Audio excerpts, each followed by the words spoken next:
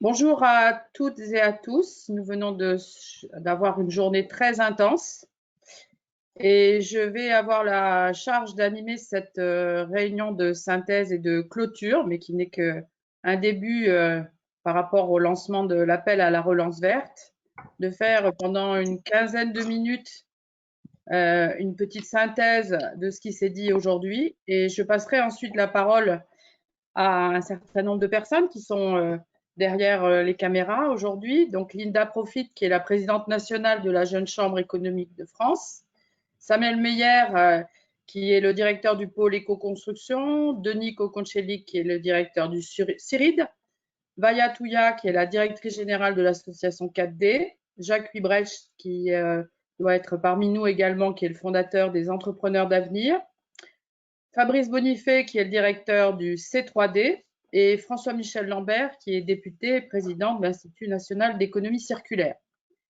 Nous aurons peut-être quelques instants pour répondre aux questions du chat et on vous incite vivement à utiliser cet outil pour pouvoir intervenir, même si nous n'avons pas le temps de répondre à toutes les questions.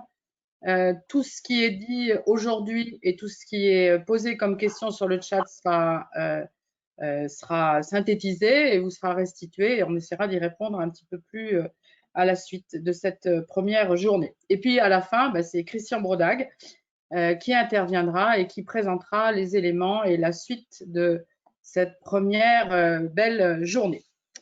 Voilà pour ce qui est de ce moment de clôture.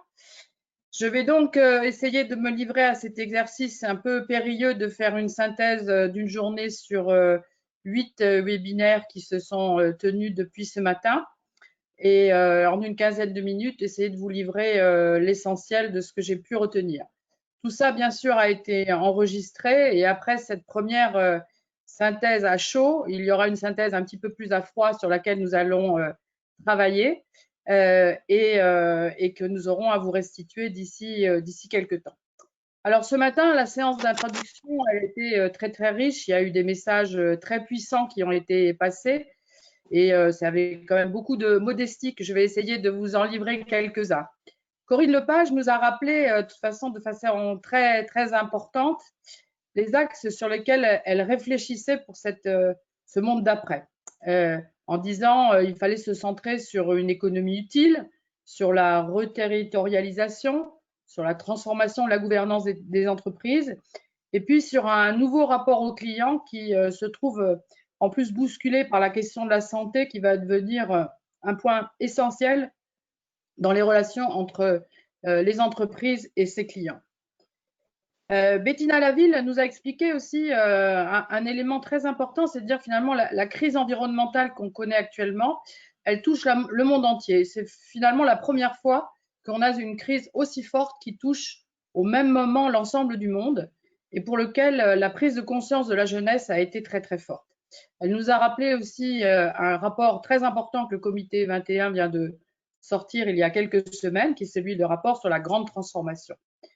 L'intervention de Pierre Véry a permis de ramener aussi la question des politiques publiques du territoire, des politiques publiques locales. Et il a fait aussi un appel sur les questions de financement, un sujet qui a été traité d'ailleurs dans la journée, avec les besoins d'un véritable plan Marshall pour ce monde d'après. Patricia Savin nous a rappelé finalement, c'est un peu le challenge que nous avons par rapport aux questions aux générations futures. On aimerait bien que dans quelques temps, les générations futures, elles puissent dire il y avait un avant et il y a eu un après et que nous acceptions de passer ensemble, de tourner la page de tous ensemble. Alors, il y a plusieurs mots qui ont été prononcés dans cette séance d'ouverture et quelque part, on pourrait commencer à une forme de dictionnaire de la relance verte. Alors, c'est Patricia qui a parlé plusieurs fois du mot d'audace. Audace de réconcilier la finance et l'extra-financier, l'audace des nouvelles comptabilités, l'audace de l'engagement de l'économie circulaire, la synergie territoriale et l'audace de la biodiversité. En fin de matinée, on a eu aussi deux interventions de nature un petit peu différente. Celle d'Amina Bourri, qui est la cofondatrice de Low Carbone France, qui nous a apporté le regard de la société civile et la mobilisation qu'il y a en direction des jeunes, pour avoir une approche optimiste et bienveillante, comme elle l'a souligné. Et puis aussi l'intervention d'Alexia Germont, qui est la présidente de France Audacieuse, qui couvre des sujets beaucoup plus larges que ceux qui ont été traités pendant cette journée et qui nous a proposé d'être partenaire des initiatives que l'on lance aujourd'hui et de pouvoir justement faire œuvre de résonance dans les univers qu'elle traite et qu'elle anime, avec la possibilité d'amplifier et de faire beaucoup de pédagogie auprès d'acteurs qui ne sont pas forcément dans nos sphères. Et puis Sylviane Villaudière nous a donné un peu le ton en disant qu'il nous fallait de la constance et de l'obstination pour qu'on puisse trouver ensemble les voies et les moyens pour avancer, et que le cadre des objectifs de développement durable était important. Donc courage, audace. Et puis je rappellerai aussi ce qu'a dit Corinne Lepage à un moment donné, qu'il était temps de passer à l'action et qu'il fallait sortir des simples propositions pour passer très concrètement au travail de sa préparation de ce monde après. Voilà le fil rouge de la journée. La séance suivante a été animée par Auré et a porté sur la biodiversité. Alors il y a eu des messages assez forts qui ont été passés également. D'abord pour dire que l'engagement pour la biodiversité, c'était un engagement avec une réponse territoriale, qu'elle permettait de relier l'entreprise avec son territoire, les humains les uns aux autres, et les humains par rapport au changement climatique. C'était aussi un message fort pour montrer qu'à l'intérieur de l'entreprise, le projet de biodiversité, c'était un engagement qui était gagnant-gagnant pour l'environnement, pour l'entreprise, pour ses parties prenantes, pour son efficacité, pour son efficience et pour le préserver aussi par rapport aux risques qu'elle aura à affronter par rapport au changement climatique. Les expériences qui ont été montrées, les expertises ont montré qu'il était important de bien poser la question sur la biodiversité, et pour cela, il y a des outils, et ça c'est la bonne nouvelle. Il y a de nombreux outils pour faire des diagnostics de situation. Il n'y a pas d'outils qui sont bons à tout faire, mais il y a de nombreux outils adaptés aux différentes situations. Et puis, il y a une multiplicité d'opportunités d'action avec des outils disponibles également pour des actions. Il y a des expertises qui sont disponibles. Il y a une intervention extrêmement pertinente aussi de la LPO qui a montré toute cette accumulation d'expertise pour bien comprendre la richesse de la biodiversité et la mettre au service des entreprises pour qu'ils puissent bien faire le diagnostic et avec une vraie crédibilité de leur diagnostic. Et puis, Auré nous a aussi fourni des éléments qui seront certainement très utiles pour les entrepreneurs qui se lancent sur ces sujets. Déjà, de pouvoir repérer quels sont les différents outils, les organismes, les politiques qui se mettent en place sur la biodiversité. Et enfin, nous avons eu une intervention de l'OFB, l'Office français de la biodiversité, qui montre le cadre d'engagement qui est disponible pour les entreprises pour qu'elles puissent s'installer dans la durée, accompagner les entreprises et mobiliser, fournir les méthodologies indispensables, valoriser leurs engagements et inciter aussi le chef d'entreprise à signer lui-même la déclaration pour s'engager sur la biodiversité. Donc ça, c'était notre deuxième webinaire sur la biodiversité. Le troisième, qui a été animé par le CIRID, a porté sur l'économie circulaire. Le cadre qui a été proposé de l'économie circulaire a été fort sur trois sujets. Celui de la mutuelle, les trois leviers qui sont importants, la connaissance, la coopération et les financements. L'économie de la fonctionnalité, l'économie circulaire demande à ce que ces connaissances soient partagées. Et il n'y aura pas de partage de connaissances sans forte coopération et sans dialogue important.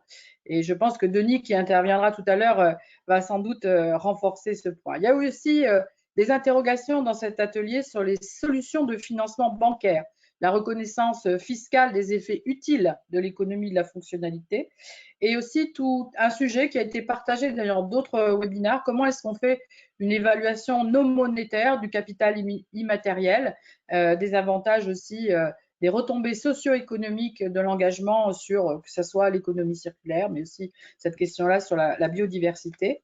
Il y a un terme assez intéressant sur la partie territoire qui a été utilisé, c'est un territoire capacitant. Donc c'est un terme très utile qui dit bien comment le territoire peut se construire pour mettre à disposition dans le temps et dans l'espace des financements, des ressources qui permettent à chacun des parties prenantes dans son écosystème de se rencontrer, de réfléchir et d'agir.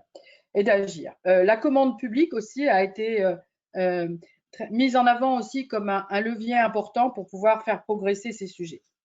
Les intervenants ont retenu un certain nombre de propositions: soutenir l'investissement des entreprises, élargir la comptabilité pour prendre en compte l'ensemble de ces ressources matérielles, et puis également accentuer le rôle d'organismes intermédiaires qui permettent justement de favoriser cette coopération entre les différents acteurs. Construction 21 a piloté le 4e atelier qui portait sur le bâtiment. On sait qu'on a des engagements pour passer à l'objectif zéro carbone en 2050, renouveler l'ensemble du parc bâti d'ici 2050, passer à des bâtiments BBC et visant le zéro dans le neuf dans ces horizons, un sujet très très important.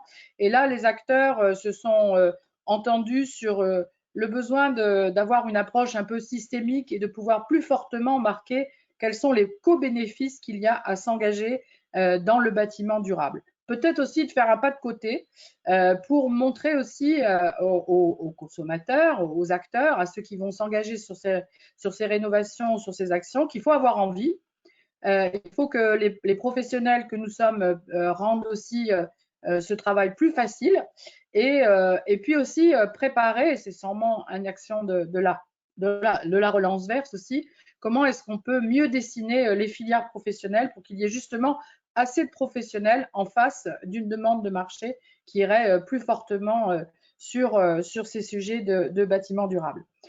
Et aussi, il a été indiqué dans cet atelier qu'il était important de ne pas oublier que la construction durable, c'était créer de l'emploi, donner de la valeur, et puis donner de la valeur aussi aux services aux usagers pour permettre de mieux embarquer le processus de décision. On ne fait pas de la construction durable juste pour l'énergie ou le carbone, on fait aussi pour être mieux dans le bâtiment.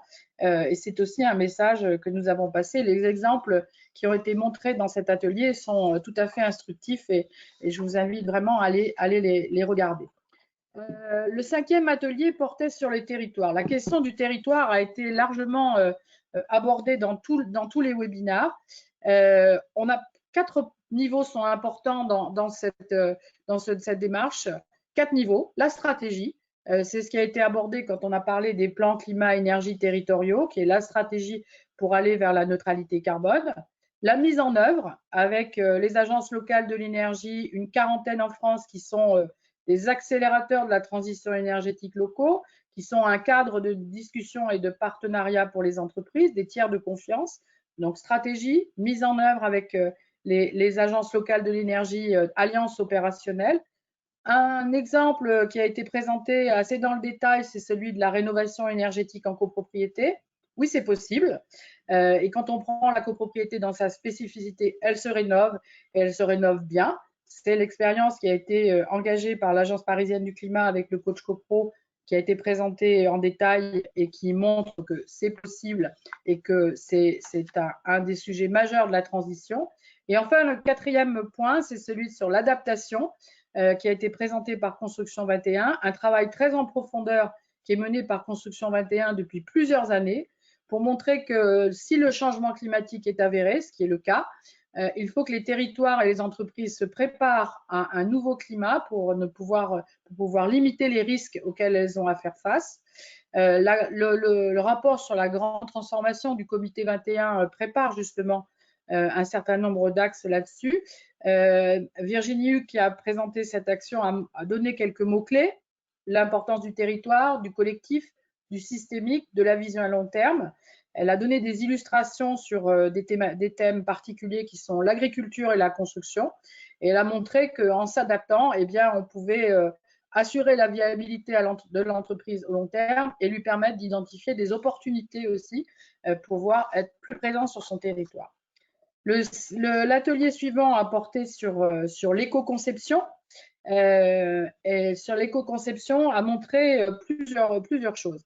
D'abord, c'est un moyen pour créer de la valeur. C'est l'éco-conception est rentable. Nous avons eu 2 exemples très intéressants. Une PME, Altinova, qui fait des équipements pour les aménagements cyclables, et Decathlon, une grande entreprise qui, tous les deux, on met la question de l'économie, l'éco-conception au centre de leur activité. Ils ont montré qu'ils s'étaient transformés, et qu'ils pouvaient être des bénéficiaires. Il y a eu aussi une étude qui a été présentée qui a montré comment est-ce que les entreprises, en étant en étant très en phase avec la réglementation, en étant en phase avec leur marché, en essayant d'utiliser et de partager un certain nombre d'outils, pouvaient non seulement appliquer l'éco-conception, mais aussi gagner en rentabilité. L'atelier numéro 7 a porté sur la finance verte. Il y avait beaucoup d'inscrits à cet atelier, beaucoup d'intérêt pour cet atelier. Et je vois qu'il me reste 1 minute, donc je vais essayer de terminer. Peut-être je vais demander d'avoir 1 minute supplémentaire. Donc l'atelier sur la finance nous a donné un certain espoir aussi sur la finance. Montrer qu'il y avait un fléchage plus fort des financements, que la finance du côté des institutions bancaires était en train de basculer du côté de la finance verte, que progressivement ils appliquaient des critères ESG à leurs investissements et que la réconciliation entre la finance et l'économie réelle progressivement allait se faire. La place de Paris est très en avance sur ces questions-là et le Climate Finance Day qui est conduit par Finance for Tomorrow dans quelques mois donnera justement des éléments importants pour montrer à quel point les financiers s'engagent sur ce sujet, montrer ce basculement. Il y a eu aussi la présentation d'un certain nombre d'outils qui permettent soit aux particuliers, soit aux entreprises de pouvoir s'aligner par rapport à ces besoins de financement. Et puis montrer aussi qu'avec les nouveaux outils et les plans européens, ce fléchage que l'on attend tous avec la taxonomie permet de pouvoir mieux identifier les financements dont on a besoin. Et cette trajectoire d'évolution, pour conclure dans cet atelier, a bien illustré que progressivement, les choses vont en place. Le dernier atelier portait sur la renaissance industrielle et les nouveaux partenariats. Il était mené à l'initiative de la Société d'encouragement de l'industrie nationale. Un point important dans cet atelier montrait que la réindustrialisation allait engager de nouvelles innovations et de nouveaux partenariats.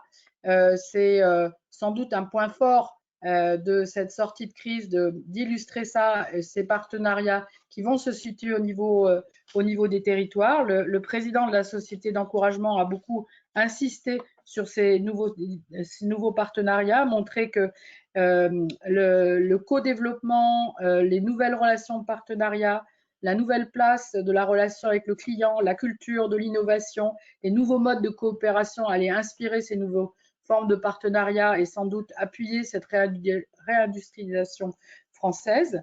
Il y a eu aussi la présentation d'une expérience du digital, l'expérience francophile, qui est menée en partenariat par la Société d'encouragement de l'industrie nationale et la conférence des chambres de commerce d'Afrique francophone sur une nouvelle plateforme numérique internationale qui a l'objectif de remonter ensemble des projets innovants dans le sens des ODD et faire bien montrer qu'il y a des acteurs indépendants qui peuvent travailler ensemble pour aller dans ce sens.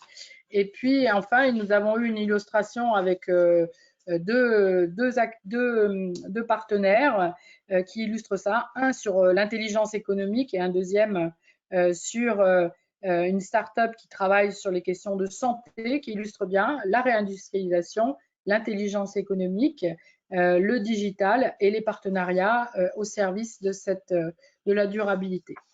Voilà, c'est en quelques mots, en dépassant peut-être de 2 minutes, le temps qui m'était imparti. Il y a eu une richesse très importante et je vous prie de m'excuser si je n'ai pas réussi à traduire tout cela dans ces quelques minutes. Nous avons maintenant un travail plus important de synthèse approfondie qui s'engage. Et puis, je vais donc passer la parole maintenant aux intervenants suivants.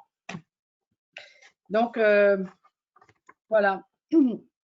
Linda Profit, donc vous êtes dirigeante d'entreprise, mais vous êtes aussi présidente nationale de la Jeune Chambre économique française. qui se définit comme le le premier réseau d'incubateurs des leaders citoyens. Vous avez lancé une grande initiative et un grand questionnaire aussi sur ce sujet. Donc voilà, la parole est à vous. Merci beaucoup. Vous m'entendez? C'est bon? C'est bon? OK. Alors oui, la Jeune Chambre économique incubateur leader citoyen, ça veut dire quoi? Ça veut dire que notre organisation réunit des jeunes de 18 et 40 ans qui ont pour objectif de faire émerger des projets innovants d'intérêt public et qui répondent à des problématiques et des enjeux de territoire et qui répondent également aux 17 objectifs du développement durable et 17 Global Goals. Notre caractéristique, c'est qu'on est une organisation qui nous permet d'avoir une répartition sur l'ensemble de notre territoire en France métropole et outre-mer. Il faut savoir qu'on fait partie également d'un réseau international qui s'appelle GCI.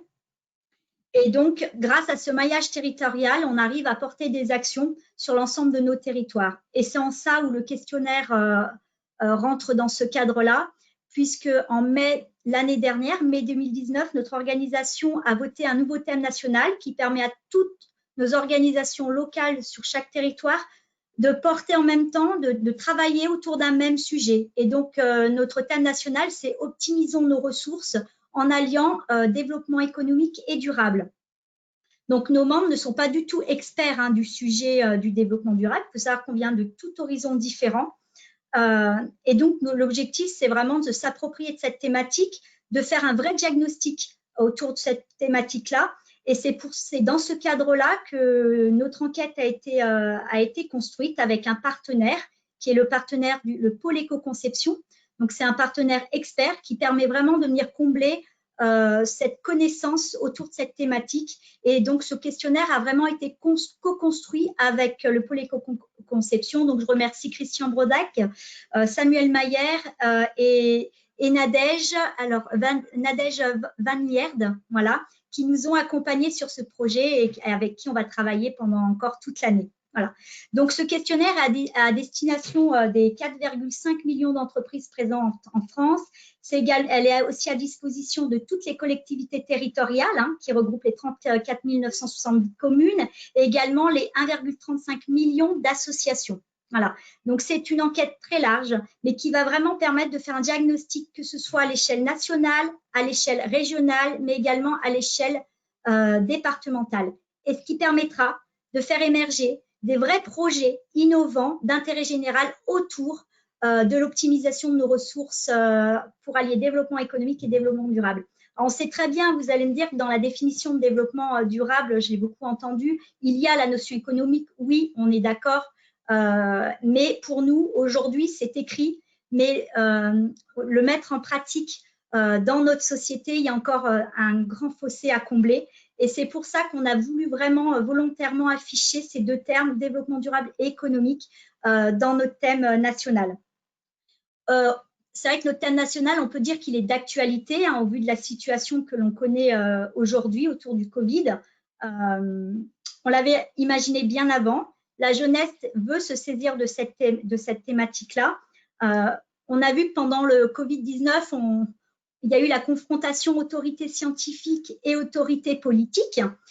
Et là, aujourd'hui, on va commencer à voir apparaître la confrontation entre l'autorité économique et l'autorité environnementale. Et c'est en ça où nous, organisation Jeune Chambre économique française, on souhaite être porteurs de solutions pour que ces deux autorités ne se confrontent pas, mais avancent vraiment en une même direction et trouvent des passerelles pour amener des solutions durables dans notre société auprès de tous les acteurs économiques. Voilà, d'une manière assez peu générale. Et puis, je peux peut-être rebondir, j'ai encore une petite seconde ou pas? Une seconde. Allez, très rapidement, parce que j'ai suivi la dernière webinaire et Denis Deschamps a parlé tout à l'heure du sommet Afrique-France 2020.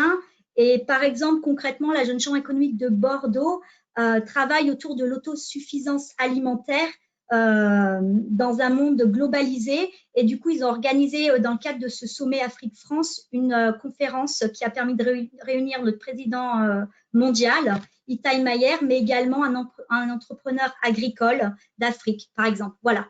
Et c'est comme ça qu'on saisit des problématiques et on cherche à amener des solutions concrètes. Merci beaucoup.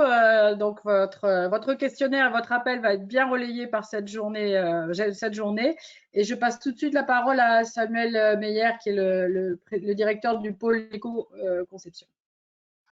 Oui, bonjour à toutes et tous. Donc, je suis directeur du pôle éco-conception. Alors, j'ai vu que dans les questions, on nous demandait où trouver le questionnaire. On vous enverra les éléments pour pouvoir répondre au questionnaire à tous les participants sur le partenariat qu'on a avec le JCE.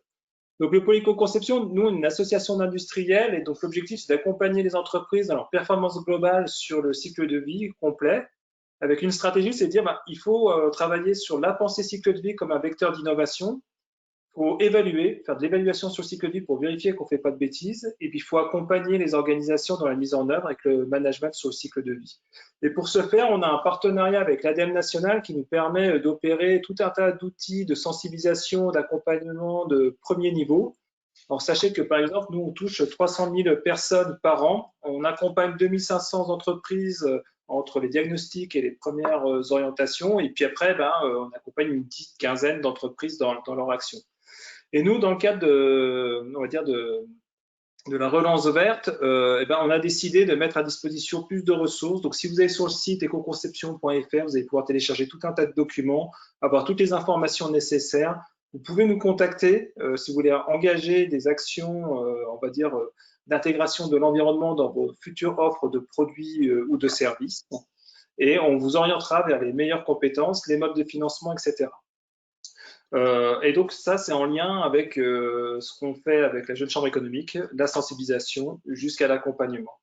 Alors sachez qu'on a un petit outil qui est l'Eco-Design Maturity Meter qui permet aussi de vous évaluer directement en ligne sur votre niveau de maturité dans votre entreprise par rapport à l'éco-conception. Le deuxième point, nous, c'était quand même les connaissances. C'est l'accès aux connaissances. Donc si le site web il permet d'accéder à un certain nombre de choses, aujourd'hui, on a un magazine qui s'appelle le MyGreen Mag pour sensibiliser à l'éco-conception et l'éco-design. Sachez que sur mygreenmag.info, nous avons décidé de mettre à disposition gratuitement l'ensemble des magazines en téléchargement, en PDF, et donc vous pourrez vous inspirer des cas d'éco-conception. Sachez aussi que MyGreenMag, cette année, la thématique, ce sera bien la relance verte, et on cherche effectivement des supports aujourd'hui pour pouvoir nous aider dans le cadre de publicité, etc., pour pouvoir nous financer sur ce projet-là.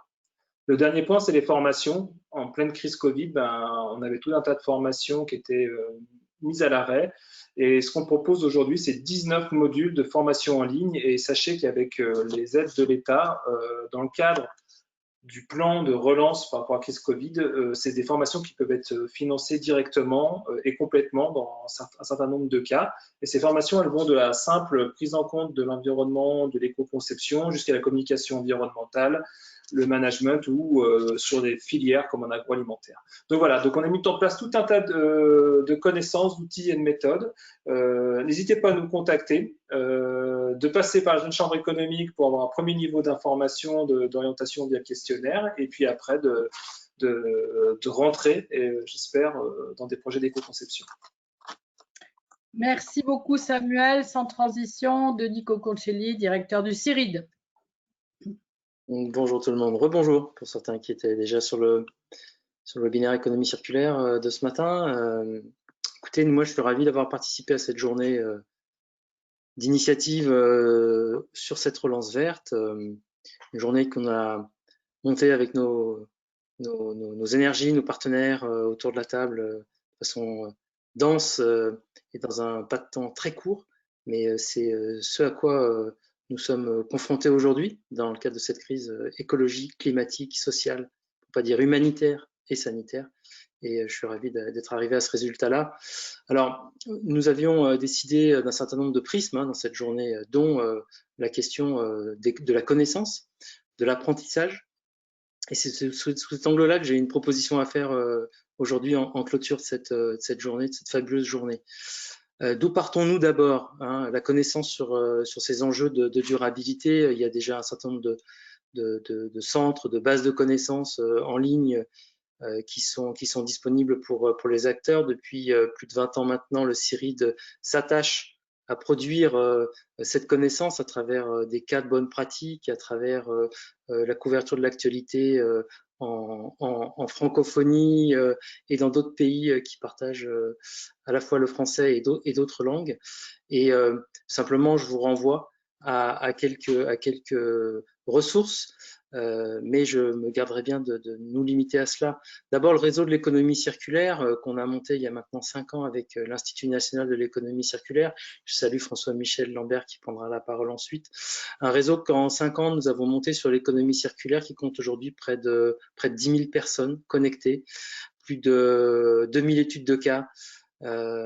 Donc voilà, 300 000 personnes qui se connectent chaque année maintenant sur ce réseau de l'économie circulaire, économiecirculaire.org, présent dans un bon nombre de régions françaises, mais également au Québec, avec un partenariat à Montréal. Ce réseau aussi autour de l'économie du bâtiment, de la ville durable, des écoquartiers à travers Construction 21, je salue, et je ne voudrais pas couper la parole de son président qui est Christian Brodag. Donc il pourra peut-être en dire quelques mots ensuite, mais au-delà de cette consistance de données, de matière et de connaissances, aujourd'hui nous devons aller beaucoup plus loin, encourager ce partage sans frontières. Et oui, je salue aujourd'hui qu'on puisse encore partager les données et de la connaissance sans frontières dans le domaine du libre. Je souhaiterais qu'on lance une initiative internationale de grande ampleur autour de cette intelligence de solutions pour le développement durable, ce partage de données inscrit dans les données libres et ouvertes qui nous apprennent, qui nous fassent encore grandir et qui permettent à nos... On a parlé des jeunes, hein, Anne l'a cité en introduction, mais qui permettent aujourd'hui à toutes ces dynamiques, ces audaces de s'exprimer, de partager et de poursuivre leurs engagements. Et je souhaiterais que l'on porte aujourd'hui, bien au-delà de nos centres de ressources, hein, de l'éco-conception, du bâtiment, au-delà de Médiataire, qui est un autre portail qui a été lancé à Johannesburg en 2002 et que nous continuons, nous, au CIRID à faire vivre, que l'on lance donc une nouvelle initiative d'intelligence de solutions pour le développement durable à l'échelle nationale et à l'échelle internationale, qui respecte ce que je dis, le libre, les données ouvertes, l'accès à la connaissance et la mise en connexion des acteurs de ce développement soutenable. Merci. Merci beaucoup, Denis. Je passe la parole à Vaya Touya, qui est la directrice générale de l'association 4D et qui va nous parler et illustrer aussi le facteur humain, les objectifs de développement durable qui ont été évoqués largement pendant toute cette journée. Vaya. Oui, bonjour à toutes et à tous et merci pour la richesse de la journée et de ce qui va venir. Je viens de lire une phrase qui est pour moi un peu la périphrase de Relance Verte. Nous sommes dans un monde de transformation où il faut transformer la transformation. Donc je vais vous donner 2 pistes qui selon moi pourraient être les ODD et ce fameux facteur humain.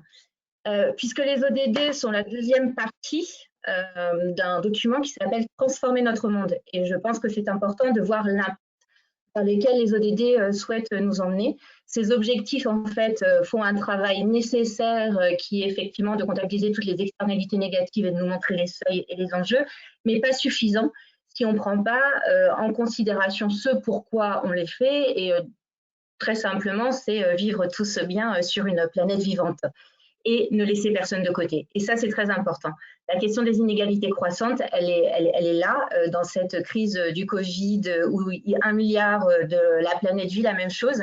C'est aussi parce que pour la première fois, on a mis, comment dire, pas simplement des faits éloignés des personnes, mais qui les touchaient dans leur cadre, dans leur vie et dans leur sens. Et c'est ce qu'on voit aussi par rapport aux transitions écologiques. Vous avez parlé de collaborateurs, vous avez parlé de mode de vie, vous avez parlé de citoyens, de consommateurs. Et moi, depuis 4-5 ans, porteuse d'un projet qu'on avait développé qui s'appelle Our Life 21, je suis souvent invitée pour parler de ces citoyens, collaborateurs ou autres, mais finalement, en fait, c'est toujours un peu le chaînon manquant quand on veut mettre des grands dispositifs en place. Et il me semble que pour parler maintenant aux gens, des gens, il faut réussir à se mettre à leur portée. Et ce qui est intéressant, c'est que maintenant, on sait avoir cette grille de lecture-là. Et justement, avec tout le travail de médiation culturelle qui existe par ailleurs. Ce travail sur les modes de vie, et les modes de vie, c'est pas une somme de comportements, parce que ça fait pas de cohérence. C'est vraiment une interaction permanente entre l'individu et le collectif, mais en prenant aussi des aspects totalement sensibles qui sont loin de la technologie. Je voulais vous livrer en fait une grille de lecture, c'est ce que j'ai appelé les 5 P. Projeter, où est-ce qu'on se projette? Les gens ne bougent pas si on ne se projette pas. Si on ne sait pas où les projeter et dans quelque chose qui peut être positif pour eux. Aujourd'hui, en fait, derrière le mot relance, il peut y avoir plein de trajectoires différentes. Donc, je pense que dans les projections futures, il faudra voir où convergent ces projections. La dimension pragmatique. Je suis urbaine, il ne faudra pas me parler de la transition comme quelqu'un qui est en milieu rural. On peut être tous autour de nos écrans avec une vision assez proche. Pour autant, on n'a tous les mêmes moyens d'action et pas tous les mêmes limites d'action. C'est pour ça que de temps en temps, travailler, comme on le dit, en fonction d'archétypes permet de déconstruire un biais, je pense, scientifique d'une certaine façon, qui est aujourd'hui de rapporter à chaque fois qu'on parle d'humain d'une tonne CO2 moyenne, qui n'a aucun sens quand vous allez parler aux gens et quand vous leur demandez de passer à l'action. Il faut vraiment les prendre là où ils sont. Donc, cette dimension pragmatique est nécessaire. Un troisième P dans mes 5 P, c'est la psychologie du moment. Là, avant le Covid, c'était le débat sur les retraites en France, c'était les inégalités avec les gilets jaunes. Cette psychologie, elle est lourde aujourd'hui pour pouvoir réussir à aller dans de l'élan. Et puis, me ramène à un 4e P qui est la paix, justement. La paix, la confiance, la capacité à pouvoir, dans les partenariats et la coalition, trouver les ressorts pour aller plus loin. Et le dernier, je vous laisse là-dessus, le plaisir. C'est vrai que pendant très longtemps, la dimension écologique palliée à une certaine décroissance nous amenait pas forcément à de la joie et de l'énergie. Or, ce qu'on voit, c'est que si on veut faire bouger les choses, la dimension de plaisir et donc de croissance de la culture, de croissance de la solidarité, de croissance des moments partagés ensemble est nécessaire. Voilà, donc tout ça sont un certain nombre de choses qu'on outille, qu'on accompagne et qu'on forme auprès des collectivités, des entreprises et un certain nombre d'acteurs. Merci beaucoup, Maya, pour cette grille de lecture. Je vais passer la parole tout de suite à Jacques Hubrecht, qui est le fondateur du réseau des entrepreneurs d'avenir. Voilà, vous êtes là? C'est bon, vous me voyez? Vous me voyez, vous m'entendez? Non. On vous entend, mais ah voilà, c'est bon. Parfait.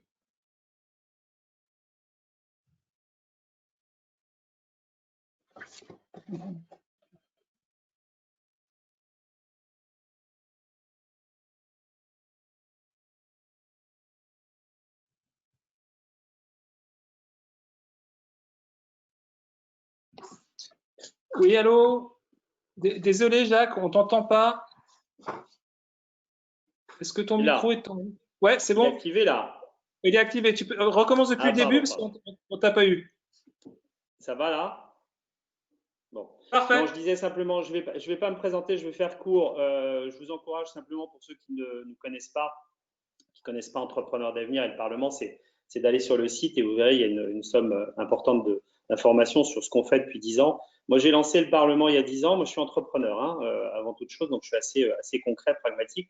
Mais j'ai lancé le Parlement en pleine crise financière avec la volonté de replacer l'entreprise là où elle devait être, c'est-à-dire au cœur de la création de richesses, au cœur d'enjeux humains, sociaux et environnementaux. Et la crise financière était, pour moi, alors la crise du Covid, maintenant 10 ans après, ajoute à tous ces constats, était vraiment un moment essentiel pour se poser la question de la redéfinition de l'entreprise. J'ai envie de dire que 10 ans après, sur ce sujet, on a vachement progressé puisqu'on a une loi Pacte qui maintenant reconfigure quand même ce qu'est une entreprise, qui place l'enjeu de la raison d'être, qui donne la possibilité à des entreprises d'aller sur l'entreprise à mission. Il y a toute une législation, enfin aujourd'hui un droit sur l'économie sociale et solidaire. Donc j'ai envie de dire ce qu'on a fait depuis 10 ans dans le cadre de ce Parlement des entrepreneurs d'avenir, dans le cadre de notre écosystème, ok, ça a avancé.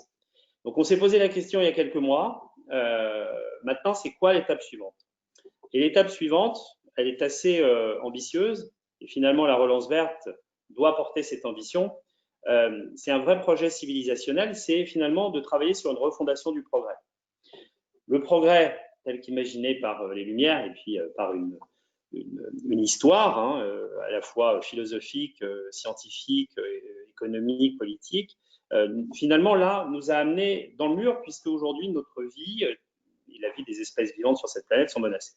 Donc il y a un énorme travail à faire, c'est de refonder le progrès, et il faut embarquer tout le monde dans ce projet. Alors je ne vais pas vous détailler du tout le manifeste que nous avons écrit il y a quelques mois, puisque nous avons fêté les 10 ans du Parlement des entrepreneurs d'avenir, mais je vous conseille d'aller le lire, il fait une bonne vingtaine de pages, et vous verrez, c'est le cadre de réflexion et d'action dans lequel nous, on a envie de se situer, et dans lequel, je suis convaincu, si vous ne l'avez pas encore lu, vous serez plutôt en accord avec nous. Et en fait, si on veut aller plus loin, et j'étais d'accord avec ce que disait Vaya, on ne se connaît pas, mais il faut resituer ces enjeux qui sont assez techniques. Moi, j'ai assisté à pas mal des conférences aujourd'hui qui sont assez pointues, assez techniques. Il faut resituer tout ça et il faut donner à voir un vrai projet de société.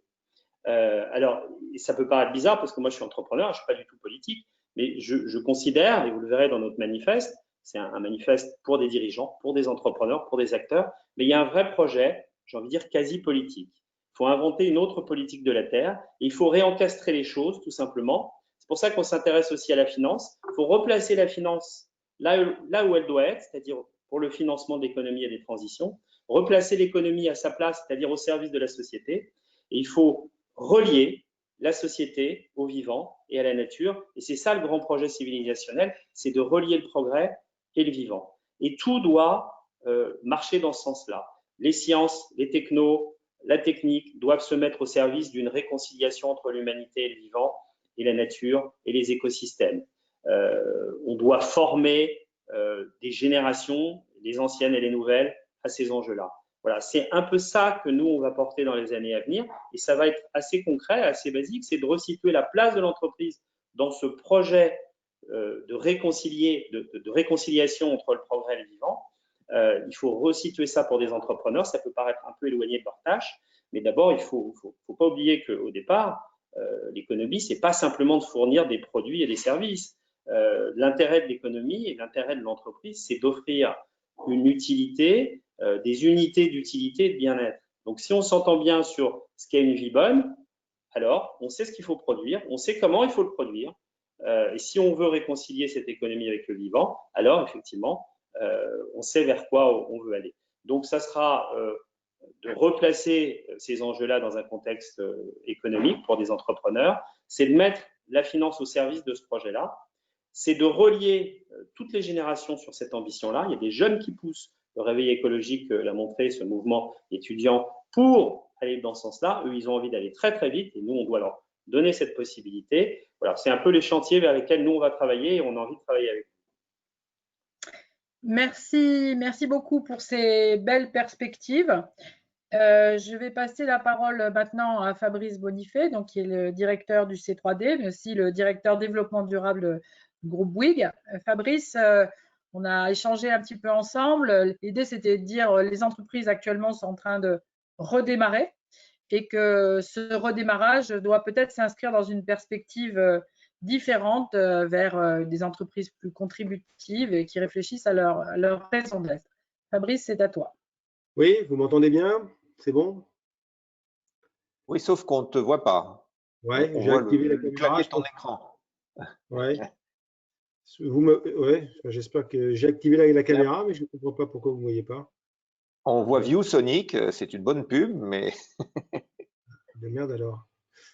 Bon, ben, je vais vous la faire sans caméra, tant pis. Bon, je suis là, hein. C'est pas mon avatar. Ouais, c'est pas normal qu'on voit. Ah oui, d'accord, j'ai compris. Excusez-moi. C'est la caméra qui est à l'envers. Vous me voyez là? Vous me voyez? C'est parfait. Parfait. On te voit, on t'entend. Bon, eh ben, super. Donc, oui, merci. Merci d'avoir pensé au C3D. Donc, en ce qui nous concerne, donc le C3D, bon, ben, je pense qu'il y a pas mal de gens qui savent ce que c'est. Une association qui regroupe maintenant un peu plus de 150 entreprises de toute taille engagées dans le développement durable. On est une association de professionnels de la RSE et du développement durable. Et ce que l'on fait, c'est d'accompagner nos entreprises, nos propres entreprises, dans la refondation de leur modèle d'affaires pour aller vers des modèles d'affaires plus durables et donc plus frugaux.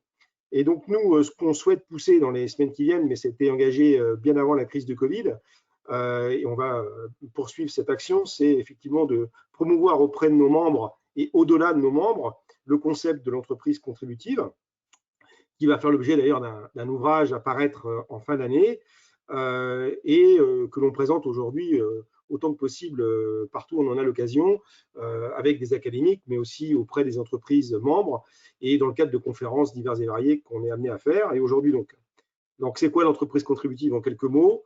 C'est une entreprise qui choisit en fait d'aligner sa stratégie sur les faits scientifiques. La science nous dit depuis déjà des dizaines d'années que nous vivons en survitesse par rapport à ce que les écosystèmes peuvent supporter, que la croissance infinie dans un monde fini en ressources n'est pas possible, que si on dépasse X ppm de CO2 dans l'atmosphère, on va dégrader le climat, etc. Donc la science est là pour nous éclairer.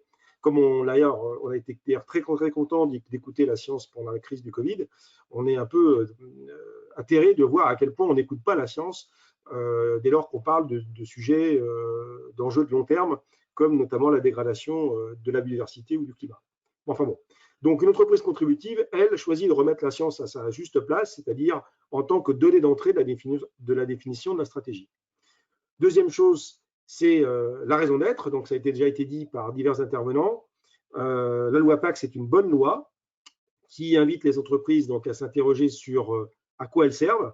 Et nous, on pose deux questions. C'est qu'est-ce qui manquerait à l'humanité si mon entreprise n'existait pas, pour faire émerger donc les singularités de l'entreprise, faire en sorte que l'entreprise explique en quoi elle est originale, en quoi elle apporte quelque chose que les autres n'apportent pas, et en quoi ce serait vraiment dommage qu'elle disparaisse, parce qu'elle apporte une création de valeur, des créations d'emplois, création de valeurs partagées avec ses parties prenantes. C'est important que l'entreprise précise en quoi cette valeur est originale, mais aussi qu'est-ce qui irait mieux si l'entreprise n'existait pas. Parce que malheureusement, dans tous les business models aujourd'hui, une entreprise produit donc des externalités négatives qui sont mauvaises pour l'environnement ou pour le social, ça dépend dans quel secteur d'activité elle opère.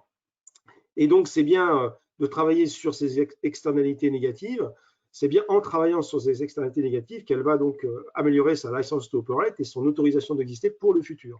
Donc, pour faire ça, il faut qu'elle change son modèle d'affaires. Donc, c'est le troisième pilier de l'entreprise contributive. Donc, le modèle d'affaires, aujourd'hui, on est sur des modèles d'affaires à 99% linéaires dans les entreprises. On extrait des matières premières qu'on ne paye pas. On fabrique des produits à durée programmée et on jette tout ça. On est sur une approche qui est bien sûr intenable, insoutenable à l'horizon de quelques années maintenant. Donc, pour passer sur des modèles d'affaires soutenables, il faut tout changer. Donc arriver à embrasser dans des approches plus circulaires et surtout des approches d'usage.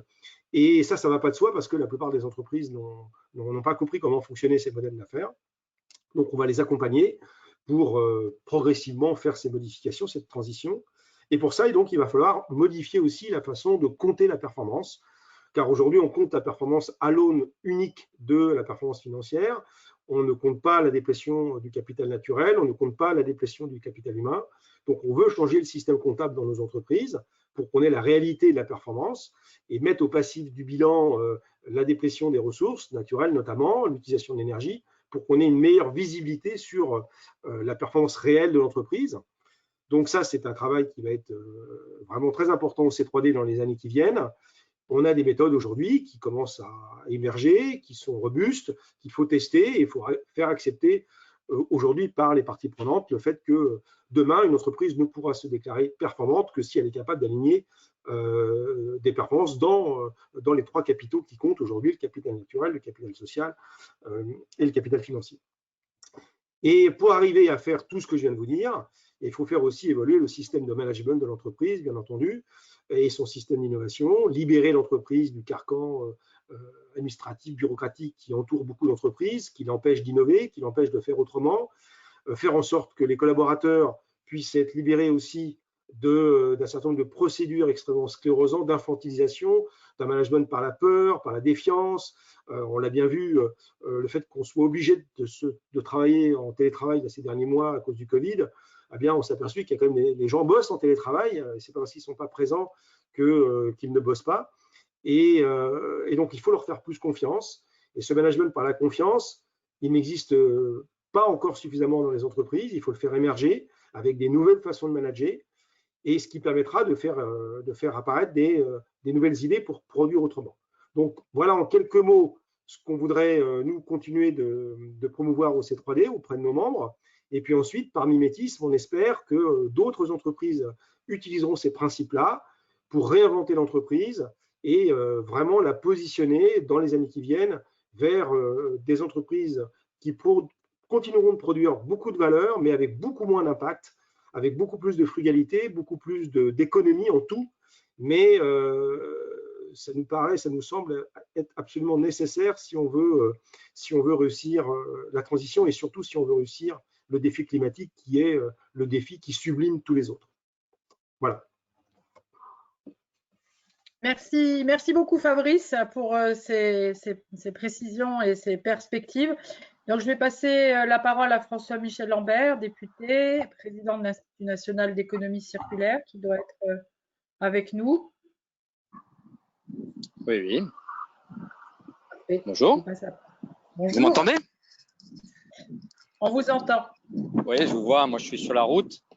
Je vous prie de m'excuser peut-être de la qualité du son. Je vais essayer de faire au mieux. Donc, merci pour l'initiative, pour la dynamique mise en œuvre, pour l'implication notamment des acteurs de l'entreprise. Nous réussirons cette transformation évidemment par ceux qui portent la structure même de notre société, c'est-à-dire l'entreprendre, le service, la production. Je suis effectivement parlementaire, député, mais également président fondateur de l'Institut national de l'économie circulaire. Depuis 2013, l'Institut a essentiellement des entreprises membres de l'Institut qui viennent participer, qui viennent porter des innovations, qui viennent porter des approches novatrices sur la transformation nécessaire pour notre société. Quelle est la question qui est posée? Si je reste sur le seul sujet de l'économie circulaire, c'est bien plus, et ça a été dit par nombre d'intervenants, c'est bien plus que le recyclage ou la réparation. C'est trouver un modèle en équilibre par rapport à un incontournable, c'est les limites de notre planète. Notre planète, c'est un petit vaisseau, navire qui vogue dans l'univers, qu'il n'y aura pas une deuxième planète qui viendra s'accoler à la nôtre, sur lesquelles nous pourrions trouver des ressources. Nous devons continuer encore pour des millions d'années avec les ressources disponibles sur cette planète. Mais le modèle de développement que nous avons dans l'Occident depuis la fin du 19e siècle est surconsommateur de matière rapportée au nombre d'habitants. La croissance démographique, la croissance sociale que nous souhaitons pour toute l'humanité ne peut pas s'accompagner d'un modèle de développement gaspilleur des ressources. Le gaspillage n'est pas que le rejet, les déchets, c'est aussi l'immobilisation de ces ressources. Une voiture qui passe 90% de son temps immobile, une voiture où il n'y a qu'une personne à son bord en permanence, qui n'est pas dans le partage, eh bien, c'est une tonne de matières premières mobilisées, sous-employées, gaspillées. Donc voilà, on voit que ces modèles sont importants et Denis Duciride l'a encore rapproché, économie circulaire, économie de la fonctionnalité, tous ces éléments. Nous avons un incontournable. La crise du Covid-19 nous montre notre fragilité vis-à-vis de la nature, mais on peut, et on va d'ailleurs en partie le démontrer, que l'on peut dépasser ce type d'épidémie par des réponses, par exemple le vaccin, le confinement, des solutions médicamenteuses, technologiques, médicales. Mais il y a bien une chose que nous n'arriverons jamais à dépasser, c'est que quand il n'y aura plus une tonne de matière stratégique, quand on n'aura plus une goutte de pétrole, quand on n'aura plus une tonne de forêt de bois disponible, eh bien, c'est ou l'effondrement ou la guerre. Donc, c'est ça le sens dans lequel nous devons aller. Et les entreprises seront les premières concernées, mais aussi les premières à apporter des réponses. Premières concernées parce qu'elles ont besoin de cette matière sous différentes formes, qu'elles soient des entreprises de production manufacturée ou des entreprises de services, elles sont forcément sur un produit, lui, qui est physique et qui existe. Et donc, si ce produit physique à produire ou à utiliser n'existe plus, parce qu'il n'y a plus les matières premières pour le mettre à disposition, eh bien, elles verront leur offre disparaître. Et puis, ce sont des marges de progrès extraordinaires parce que en ayant une réflexion sur la ressource, en se disant bon, je crée tant de valeur par tonne de ressources, peut-être que je peux en créer plus sans augmenter ma ressource. Eh bien, il y a des innovations à mettre en œuvre qui ne sont pas que technologiques, qui sont sociales, qui sont financières, qui sont marketing, qui sont de commerce. Et le vent me fait tomber ma tablette. Pardon, je suis sur la route. Donc voilà l'enjeu. 4 leviers plus 1. Changer la fiscalité, une fiscalité qui pèse très peu sur les ressources et beaucoup sur le travail. Aujourd'hui, on peut jeter de la matière première, on perd peu de valeur fiscale, sans parler de la valeur d'acquisition. Par contre, faire réparer des produits, eh bien, ça coûte très cher. Encore beaucoup de fiscalité dessus. Donc, inverser les fiscalités, faire monter la fiscalité qui pèse sur les ressources et faire baisser la fiscalité sur l'humain est un des axes majeurs. Le deuxième, c'est la réglementation des interdits ou des obligations. Arrêter du gaspillage, arrêter des modèles de gaspillage obligera à innover dans d'autres, obliger à agir différemment, comme par exemple la comptabilité intégrée sur laquelle nous travaillons, changer le modèle de comptabilité, une comptabilité qui peut tout à la fois mesurer le résultat financier, mais aussi en euros traduire la performance sociale, en euros traduire la protection ou la destruction environnementale et en faire un compte unique. C'est une innovation sur laquelle nous travaillons en région Provence-Alpes-Côte d'Azur auprès de 10 entreprises, du CAC 40 certaines, d'autres des toutes petites entreprises. Les résultats seront présentés au ministère de la Transition écologique en septembre. C'est ça aussi, changer le mode de comptabilité. C'est un axe pour aider les entreprises à trouver la performance reconnue par tous dans leur modèle. Troisième levier, les incitations. Flécher évidemment les incitations économiques, mais aussi mettre en exergue par les achats publics, par la valorisation sous forme de label des bonnes pratiques, faire en sorte qu'on comprenne mieux, que l'on pousse mieux ceux qui sont positifs dans leur transformation, les entreprises positives. Quatrième, c'est les changements de compétences et les changements de comportement. Une entreprise qui n'a pas changé ses compétences en interne sera bloquée. Si le consommateur, lui, continue à être dans un modèle de gaspillage, l'entreprise ne trouvera pas réponse. Et je finirai par le cinquième levier, le plus 5, c'est il nous faut une démarche démocratique, une acceptation globale. Il nous faut un partage au-delà de notre propre périmètre, c'est-à-dire européen à minima. Donc, 4 leviers plus 1, c'est une stratégie globale de transformation qui ne se fait pas du jour au lendemain et qui se fait avec les entreprises, puisqu'à chaque fois, vous avez vu, ce sont les entreprises qui sont en première ligne. Merci. Merci beaucoup. Merci infiniment à toutes ces présentations, tous ces messages de cette dernière séance de clôture. Il y a eu quelques questions de chat auxquelles il a été répondu. On ne va pas pouvoir répondre aux autres. On le fera dans le cadre de la synthèse. Et après cette belle journée de sens, de messages, de partage et d'envie, je passe tout de suite la parole à Christian Brodac pour la belle suite qui nous attend.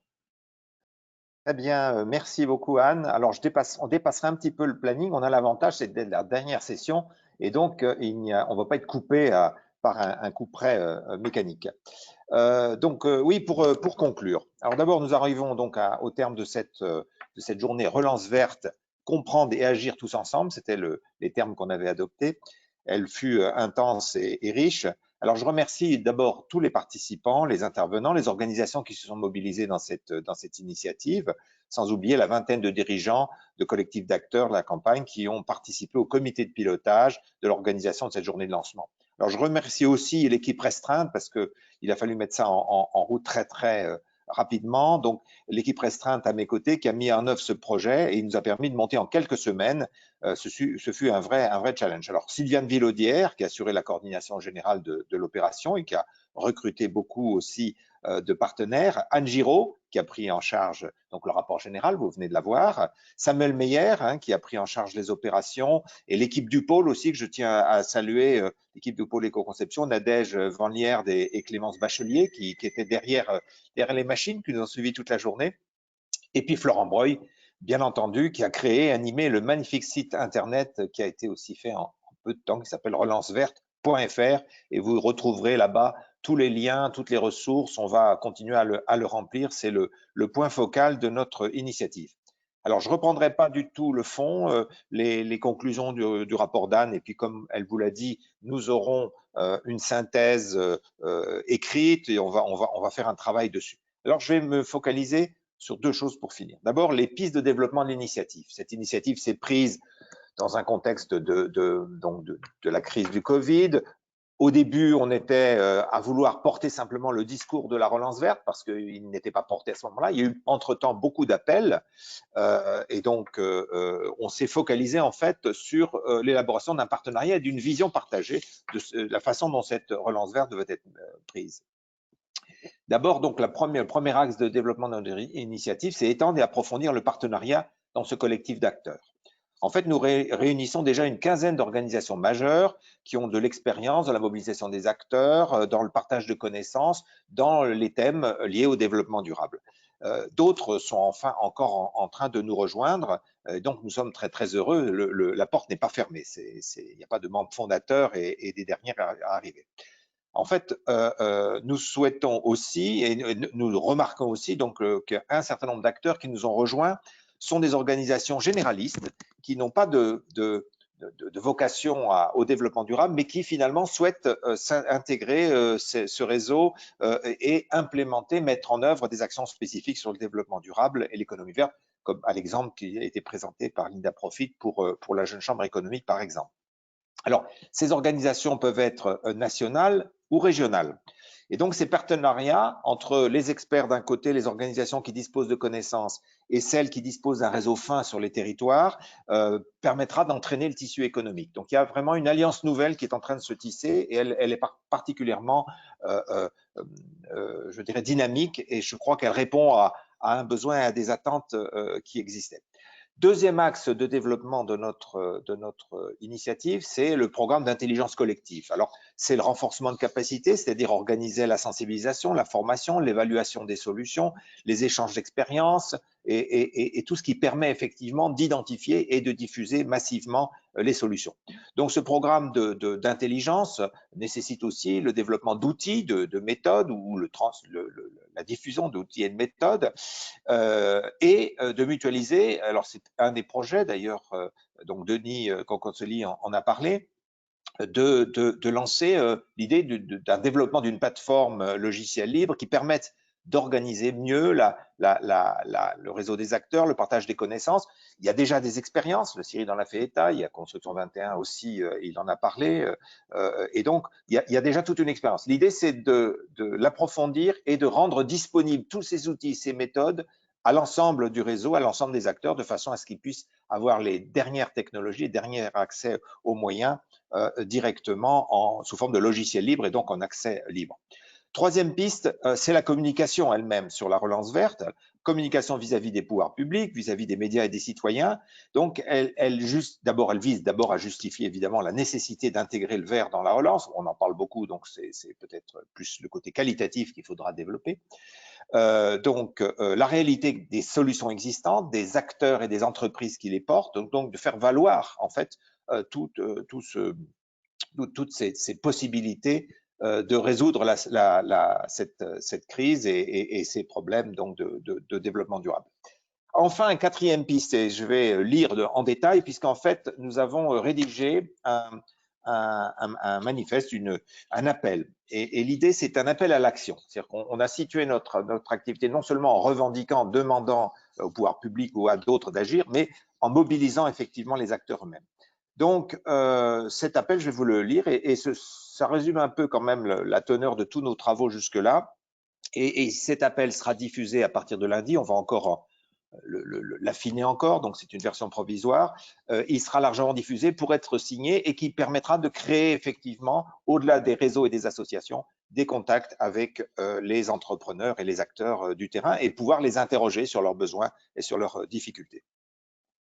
Nous, entrepreneurs, engagés par notre responsabilité sociétale, affirmons que la crise à la fois sanitaire, sociale, économique et environnementale que nous traversons est un redoutable défi appelant des mesures urgentes tout en poursuivant une vision de long terme. Nous, entrepreneurs donc, nous voulons contribuer à la relance de façon robuste et durable, à la fois pour relever les défis de la lutte contre les changements climatiques et contre l'effondrement de la biodiversité et pour mettre l'humain et la société au cœur de nos projets. Nous, entrepreneurs, nous témoignons de l'urgence de l'action à mener par chaque organisation et savons que les objectifs internationaux de développement durable et les feuilles de route sectorielles nous donnent la voie au même titre que l'État. Nous, entrepreneurs, relevant de régimes variés, entreprises privées, entreprises à mission, de l'économie sociale ou solidaire, associations, professionnels, collectifs de citoyens, tous entrepreneurs, partageons le même objectif d'innover, de proposer et de mettre en œuvre des solutions pour une relance verte et durable. Nous, entrepreneurs, nous témoignons que des solutions existent, que ces solutions technologiques ou organisationnelles portent sur les produits, les services et sur des évolutions des modes de vie et de consommation. Nous reconnaissons qu'il convient de les faire progresser par l'innovation, par un dialogue accru avec les citoyens et les parties prenantes dans les territoires et par un apport de connaissances scientifiques et de processus de formation et d'évaluation. Nous tous donc entrepreneurs, considérant que la question du partage des connaissances et de la formation relève de notre responsabilité directe, par cet appel, nous nous engageons à participer à un processus d'intelligence collective. Ceux d'entre nous qui sommes les plus avancés sommes prêts à entraîner nos pairs, nos partenaires économiques comme nos concurrents en partageant nos expériences et nos connaissances. Ceux qui sont les moins avancés, nous nous engageons à nous informer, à nous former ainsi que nos collaborateurs et à nous impliquer dans ce processus d'intelligence. Tous, nous nous engageons à participer aux associations qui promeuvent le développement durable et la RSE et à introduire ces démarches dans les organisations, les associations et les réseaux auxquels nous appartenons. Nous, entrepreneurs, pour finir, nous, entrepreneurs, que nous soyons actionnaires, dirigeants ou citoyens entrepreneurs, nous nous mobilisons dans nos entreprises et auprès de nos parties prenantes pour soutenir ce processus d'intelligence collective par la participation aux activités, par des moyens matériels, du mécénat de compétences et toute autre action de renforcement de cette initiative. Enfin, pour finir, nous appelons les pouvoirs publics et les organisations financières à consacrer au moins 1 pour 1000 de leur financement, c'est une enveloppe symbolique, pour la relance verte, au renforcement de la capacité collective et à l'intelligence des solutions, la sensibilisation, la formation, l'évaluation, les échanges d'expériences et l'ensemble des outils de diffusion de l'information. Petite parenthèse, je rappellerai que le corps humain mobilise 30% de son énergie pour le cerveau, pour le fonctionnement du cerveau. On peut peut-être consacrer 1 pour 1000 de la finance et des moyens que nous mettons à l'intelligence qui pourrait l'accompagner. Je ferme cette parenthèse. Donc, je vous remercie. L'appel s'arrête ici. Donc, je vous remercie. Vous retrouverez donc tous les liens et les ressources sur le site de la Relance Verte. Et donc, merci de votre participation. À très bientôt ensemble pour de nouvelles manifestations et pour l'action au service des entrepreneurs et de l'économie verte et vraiment durable. Merci. Bonne soirée.